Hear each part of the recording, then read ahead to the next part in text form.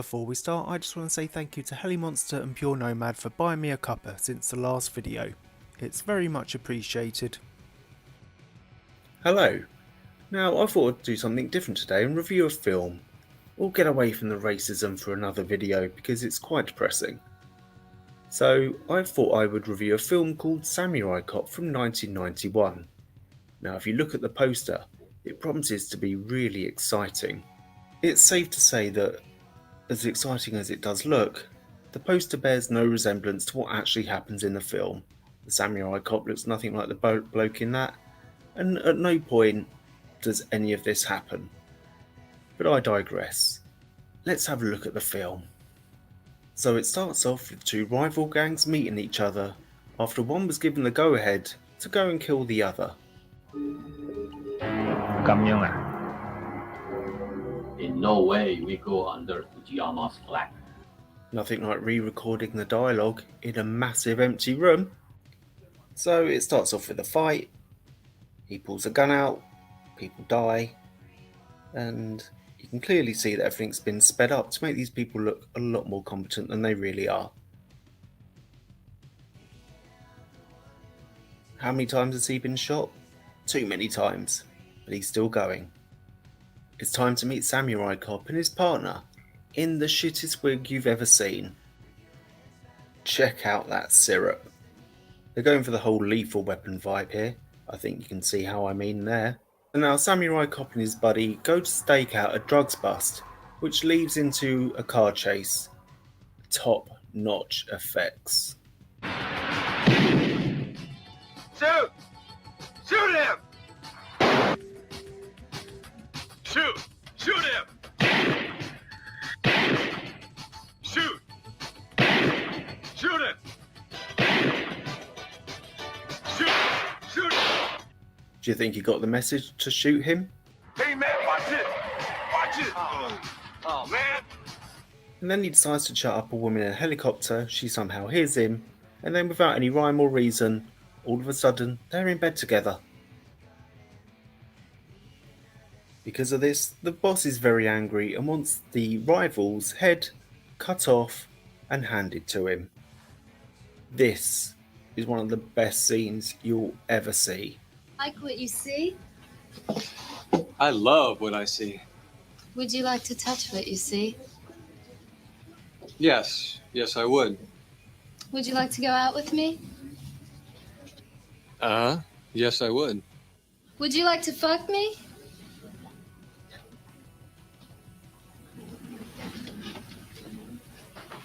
Bingo. Well, then let's see what you've got. Doesn't interest me. Nothing there. Nothing there? Just exactly what would interest you? Something the size of a jumbo jet? Have you been circumcised? Yeah, I have. Why? Well, your doctor must have cut a big portion of it off. No, he was a good doctor. Good doctors make mistakes too. That's why they buy insurance. Hey, don't worry. I got enough. It's big. I want bigger. Hey, I have, Have you been circumcised? Shut up. So one of the gang members decides to go into the room disguised as a nurse with one hidden in her sack, and then proceeds to cut off the fella's head. That looks very realistic. Oh, that's not obvious at all with a yellow bag with blood pouring out of it. At this point, the couple from the gang decide to escape, and every person they encounter has the same voice. I want to talk to you. Ah! Oh! Hey, wait a minute. Stop. Ah! Oh! Oh! Now you can't have a cop film without them meeting their boss, who's naturally a miserable bastard. And this one is very miserable, so miserable in fact, he likes to say 1 week at every opportunity. It's been here 1 week and I almost lost my job. If he's here one more week, I might well end up in jail and die of a heart attack, and I don't like that. Hey, I've been here 1 week. And just how long will it take you to bring him to their knees? 1 week? Did you get how long he's been there? It's 1 week. How long is it going to take them to fix it? 1 week. Following this is one of the most bizarre fucking endings to a scene, and pointless ones I've ever seen. However, as you've already established, there's no surprises with this film. You son of a bitch! Come back here, you mother...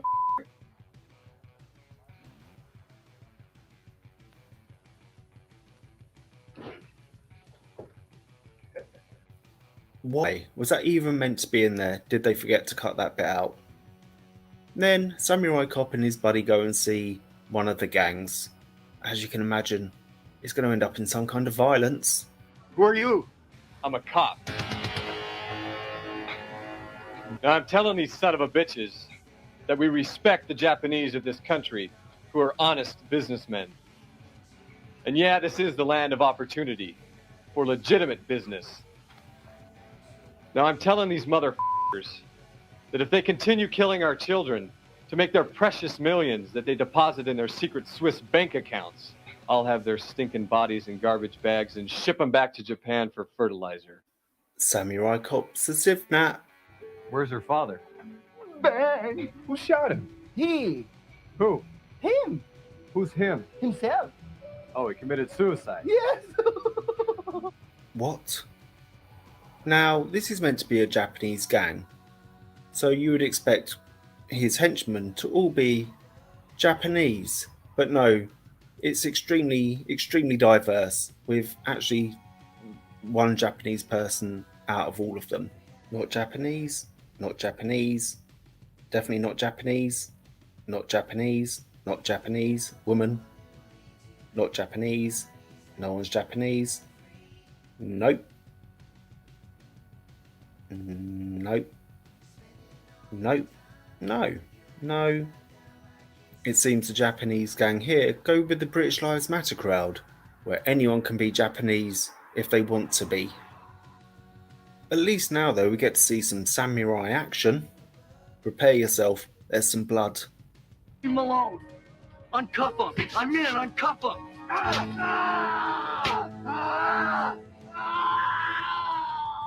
Now, people start getting shot and pretending to be shot.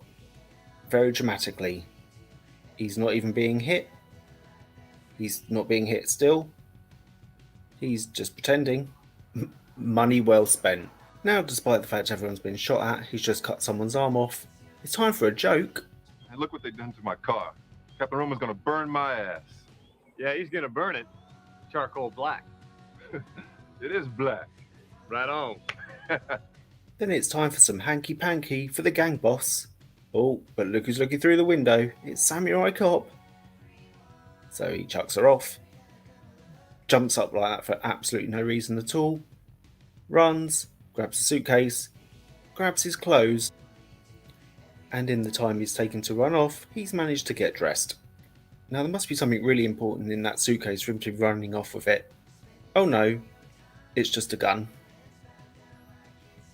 After seemingly forever, we finally get the showdown with Samurai Cop with his sword and the other fella.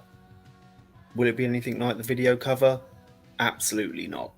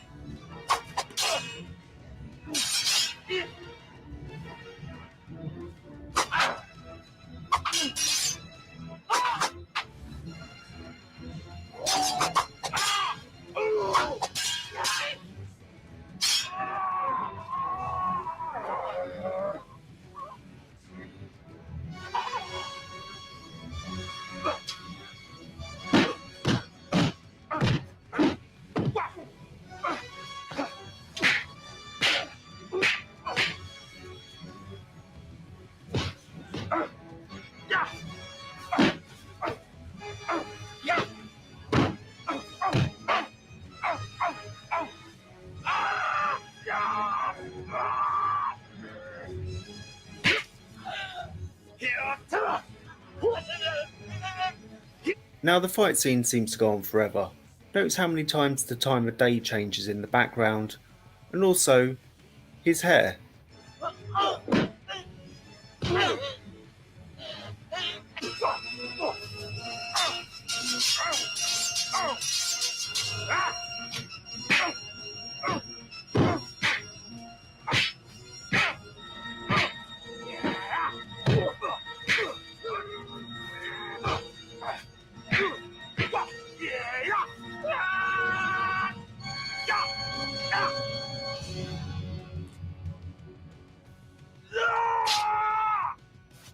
You lost.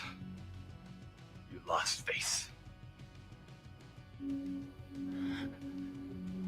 You know the code of the Bushido. Kill me.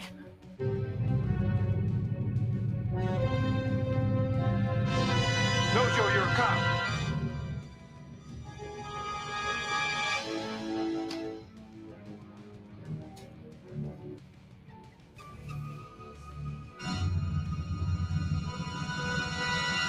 What is he doing?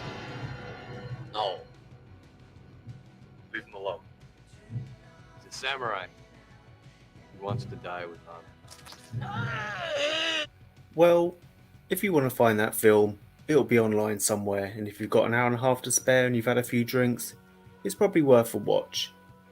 Until next time, ta-ta. If you enjoyed this video or thought it was slightly less shit than the others, you can always buy me a cuppa to say thanks. The link is in the description below.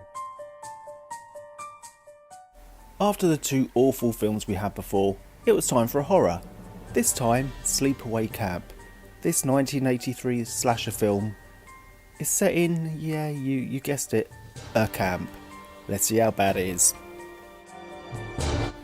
The film starts on a lake where two kids are playing in the water with their gay dads.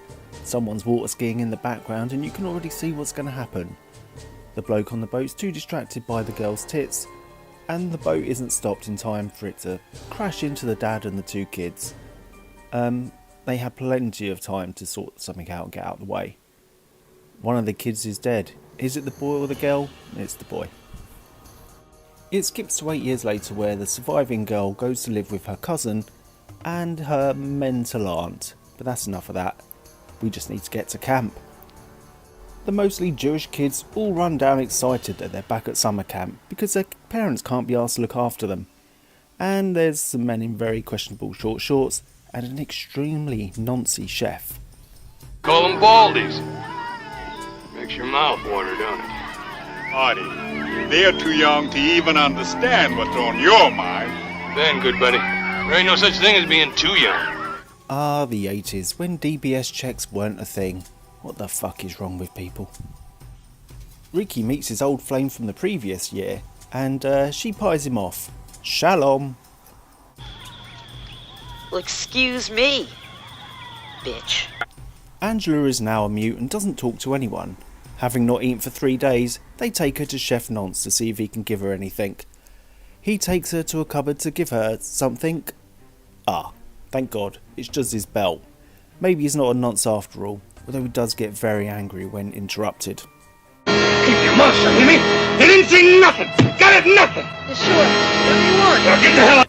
At last, someone's gonna die, and it's Chef Nonce. A small pair of hands reach up behind him, something he'd probably enjoy, leading him to pour boiling hot water all over himself. Is an easily preventable death. The camp owner then tells the very simple staff to keep their mouth shut about the attack. Because they're BAME, they agree to do it for money, because they've got no morals. Go for another job, should anybody happen to ask. Sure. We then get a pointless game of rounders where everyone's dressed up like homos, and then a disco where someone tries to chat up the mute Angela. Good night. Good night. Oh, he's in for some disappointment. Meanwhile, a couple go for a row in the middle of the night before the killer, who is seemingly waiting under the water the whole time, kills the fella. Time for another cover-up. It was one of those fluke accidents we could not have foreseen, and that is all there is to it. I don't know. It was an accident! Completely oblivious to the fact that people are dying, the girls are now playing netball, but they're getting unnecessarily angry with Angela because she's getting more attention from boys than them. nice framing. Answer me, Angela! Answer me! God damn it! Answer me! What the hell's going on here? The little bitch won't answer me! She never answers me! More mentalness follows when the boys decide to throw bombs, water bombs that is, at Angela. Then, in revenge, as a bloke goes to the toilet, the killer strikes with a bee's nest, who seem to work incredibly quickly. Any guesses as to who the killer is yet? Does anyone really care? No. In the evening, and still despite all these people dying, Angela and her special friend go for a fondle on the beach. During the tit touch, she gets flashbacks or visions, who knows, of when she was younger. And then she runs off. No sticky fingers for you, son. During another pointless game, Angela catches her fella with the lead slag. She then gets thrown in the water, and the owner thinks it's her cousin, Ricky, is the killer, and then starts beating him. Evening arrives and the owner agrees to go on a date with one of the counsellors. That's right, she asks him, he doesn't ask her. Unfortunately though, she dies before he even gets a chance to get there. He goes looking for her, and he's angry, because he was on a promise. Gotta stop him! The killer, whoever it may be, then kills the slaggy one with her curling irons. You can't see where the killer is putting them, but you've all got an imagination. Grim. The owner catches up with Ricky the cousin, still accusing him of being the murderer.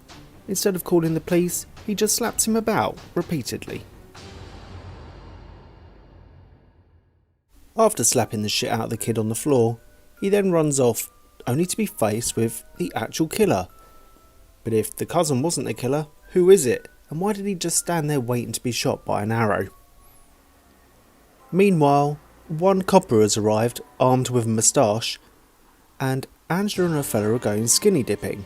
If you've not worked out who the killer is now, you probably shouldn't watch films, ever again. Oh, he's in for a shock. The counsellors find Angela with her now dead boyfriend. So, she was the killer after all. Who saw that coming? But hang on, there's a pointless plot twist coming. As it turns out, it was the boy who survived the boating accident at the start and not the girl. But because the mental aunt didn't want a boy, she turned him into a girl. So not only is it a killer, it's a trans killer. Something you'd never get away with now. But that's how the film ends. They, them, he, she, it, just standing there open-mouthed, as the audience did at the girl with a cock. The moral of the story is, don't send your kids to camp or change their sex, because people will die. Until next time, ta-ta for now. If you enjoyed this video or thought it was slightly less shit than the others, you can always buy me a cuppa on Ko-fi. The link is in the description below, and they've now gone down to £1, so thank you in advance if you do. Ladies and gentlemen, your projectionist tonight is Eric, who has a hot, thirsty job, which he does very well, and unlike you, hasn't time to get himself a refreshing drink of Kia Ora. Thank you. Now, I never thought I'd see a worse film than Samurai Cop. However, I then watched Fateful Findings by Neil Breen, who funds, produces, directs, writes and, if you can call it, acts in all his films. Some would call him a true artist because of this. I'd say it's more to do with the fact that if anyone worked alongside him, they'd point out all his flaws every step of the way. The first flaw being that he doesn't understand writing, acting or directing. This film, Fateful Findings, isn't so bad it's good, it's just bad. The film starts off in what can only be described as a big yellow storage, with a mysterious book at the end of the corridor. There's no one walking around trying to fit in old chairs, tables and Beano manuals into their expensive lockers here. For the record, this has no bearing on the rest of the film and is completely pointless. It's all downhill from here. Now here is where we meet two young kids who walk past a moving skull to find what appears to be a magic mushroom on the floor, which turns into a bag. And then, like all magic mushrooms, a crap CGI ghost flies through the air. Of course. He then finds a black dice and she starts putting some random gems into the bag before deciding to make a bracelet. All perfectly normal behaviour. She's enjoyed herself so much though, she writes it's been a magical day in a small book. She then leaves town while trying not to fall out of the car, and he looks scared because he'll never see her again. Or will he? Suddenly, with no caption or clever editing, we're in the modern day and he's grown up. Time certainly hasn't been kind to him, he must have had a hard paper round. He's pretending to talk to his wife and stand at a zebra crossing with a few other people who seemingly disappear along with the crossing, only to be hit by a car. Top class CGI here.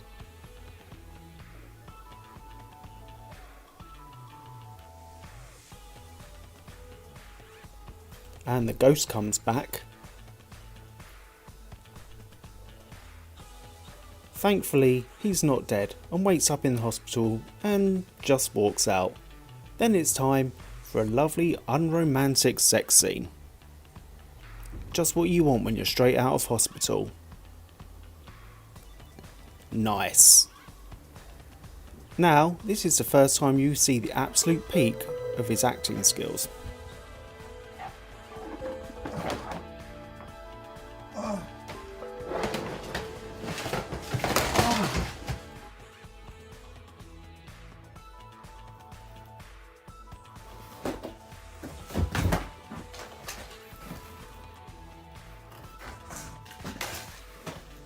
We then meet his friends, where the husband is an alcoholic, which, to be fair, if you're in this film, you'd want to be.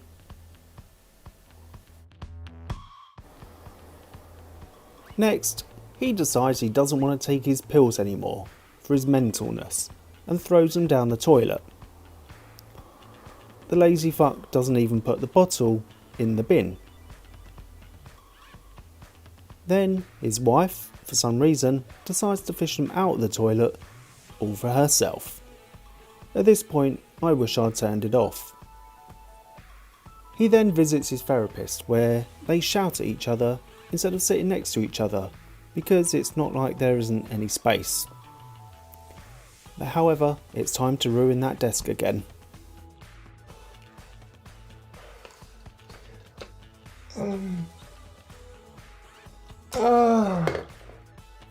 Then it's dinner party time with their friends and daughter, and the alcoholic is pissed again. Why is everyone in this film so fucking clumsy? Out of the blue and completely unrelated to anything that has come before, we find out what our guy is really up to. I'm going to continue hacking into these government systems to see what I can find out about all this national and international corruption I know is going on. Yes, he's hacking the governments around the world. Seems believable. But first, it's time to ruin that desk again, before tugging really unconvincingly at each other's clothes. Not content with the therapist who's sitting half a mile away from him, he's gone and found a new one with the complete opposite problem, and comes with the kind of chairs you'd only find in a prison. We then see another fine example of the acting talent. I knew it. There is another girl. No, that is not true.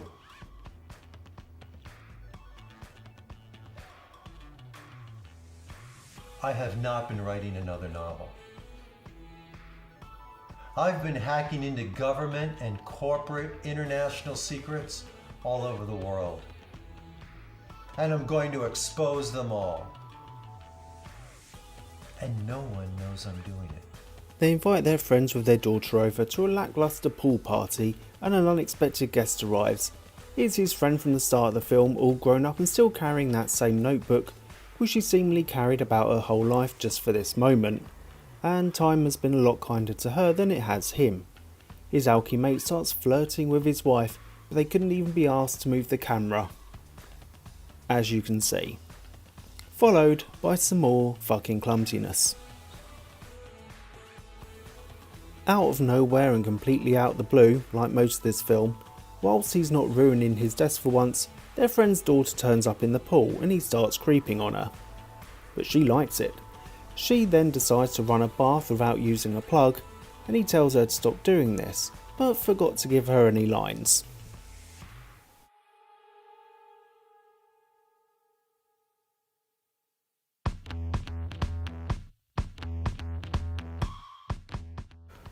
Please stop. You can't do this. Please, don't do it anymore.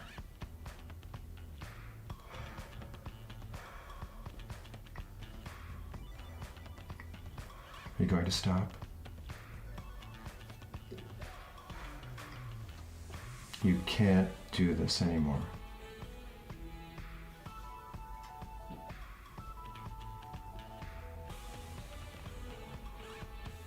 The look you give when you've given up on ever wanting an acting career. Meanwhile, the alcoholics have a fight and then shit goes down. You can honestly feel the passion in this scene. You killed him. Dad! No! Allie! Dad! Don't go in there! Dad! Don't look! Dad! Dad! You didn't see anything! Dad! You know how he was! Dad! Go call 911! She then badly tries to make it look like a suicide before our man turns up for some more Oscar-worthy performances. To be fair, if you were in this film, you'd want to be shot too. Jim! How could you have done this? Jim!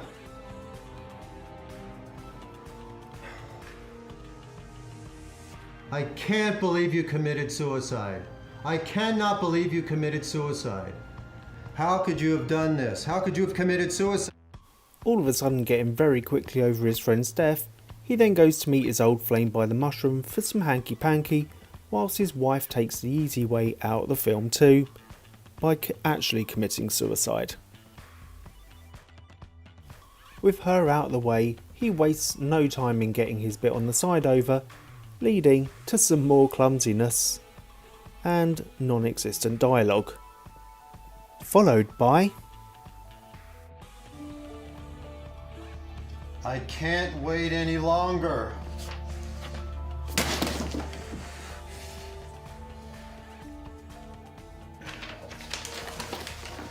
I'm not ready for this. Then his bit on the side is kidnapped, the kidnapper leaving his instructions on the floor so our man can go to the big yellow storage and rescue her. Out of nowhere, he teleports to save her. What the actual fuck? I still have no idea what is happening in this film. Then our man randomly goes to the desert, finds the book from the start of the film and people disappear. Then he's back home with no explanation, and then all of a sudden he's outside a big building giving a speech about corruption, and people kill themselves, all as a result of his hacking. The end. Thank Christ. No idea what happened to the last few hours of my life either. If lockdown has literally left you with nothing to do or you're an insomniac, give this a watch. He has made other films too if you're feeling particularly suicidal. Although the film is dreadful, you have to give him credit for going to the effort of making something that he wants to. After all, no one in Hollywood is going to give him money to make these films, especially with all those anti-capitalist themes. If you enjoyed this video or thought it was slightly less shit than the others, you can always buy me a cuppa on Ko-fi. The link is in the description below, and thank you in advance if you do. This film is The Key, or La Chiave, if you're Italian, probably pronounced wrong, made by Tinto Brass in 1983. I heard he's made quite a few films, so I bet it's good. It won't be porn because it's set in fascist Italy, or Venice to be more precise. I bet it's really wholesome. The film opens up at a New Year's Eve party of fascist hoteliers in Venice. There's a few Roman salutes. Not too many, but there will be one later on in the film. Il 1939 che sta per finire vede l'inizio di una nuova Europa. Viva il Duce! This is where we meet Nino and his much younger wife, Teresa. Whatever could she be in it for? She's rich. They also have a daughter, who is actually 12 years younger than the mum in real life. Here we meet this toller-haired fellow Laszlo, who wants to dance with the mum and the daughter. The dad doesn't seem to care though. But it looks like Laszlo's got the eye for the mum. I'm sure nothing will come of it. It's not porn.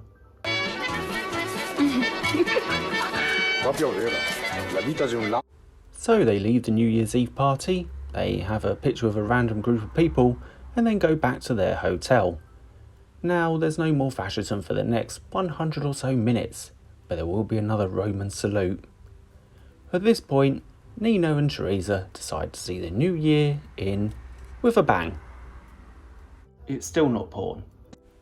This is where the film takes a turn, as Nino has some weird kink that makes him think of his wife getting her leg over with Laszlo, their daughter's fella. Rather than tell her this, he writes it in a diary, and leaves the key, hence the title, on the floor knowing she'll find it and read it, and hopefully cheat on him. Subtle.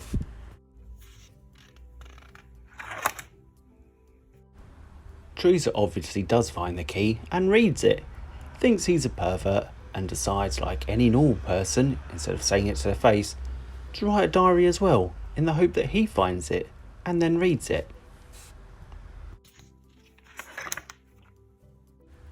The film then follows the same cycle over and over. They see Laszlo, leave him and his wife together, they flirt, the daughter doesn't seem to care, yet she does at the same time, and Nino looks at his wife's arse when she's asleep. And then repeat. It's cheeky, it's still not porn. There's a scene in the middle where Nino visits a Jewish art collector. It's honestly the most honest part of the film. Ma non credo che ci sia mercato per lui in Italia. Ufficialmente no. Arte degenerata. Then it's back to reading each other's diaries and Nino getting excited because he thinks his wife is cheating. But then she actually does. It's very Jewish. The mucky bits can't really be taken seriously, mainly due to the almost Benny Hill-like music in the background, and all the other bizarre angles.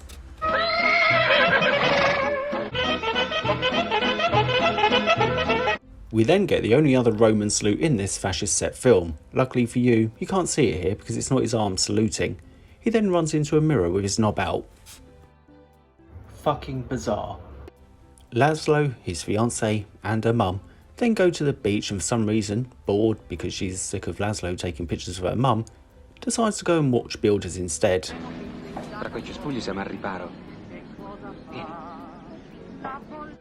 Yeah, that's really discreet. Oh yes, Laszlo showed Nino how to use a Polaroid camera, even though they weren't invented then.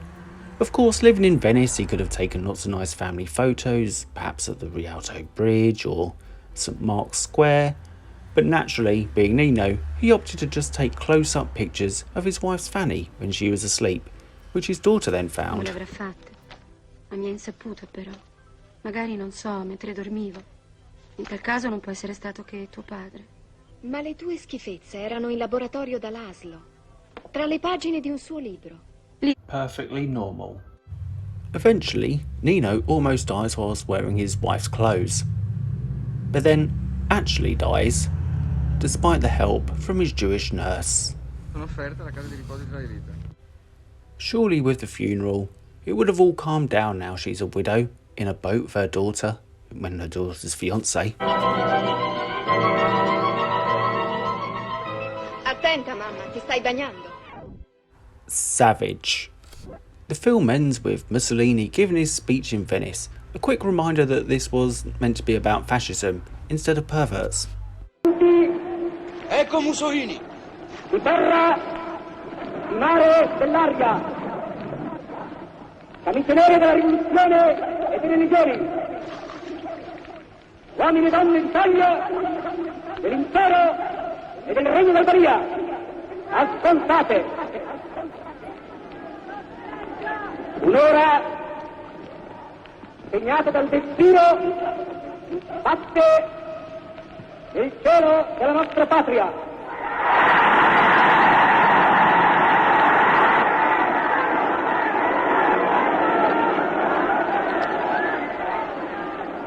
L'ora delle decisioni irrevocabili. La dichiarazione di guerra è già stata consegnata agli ambasciatori. Ultimately, despite the ridiculous music and all-round filth, this was one of many 70s and 80s attempts to make fascists look degenerate. And I wonder who was behind those films, and wonder why. Don't watch it, it's almost porn. Until next time, ta-ta for now. If you enjoyed this video, or thought it was slightly less shit than the others, you can always buy St Harrison a cuppa.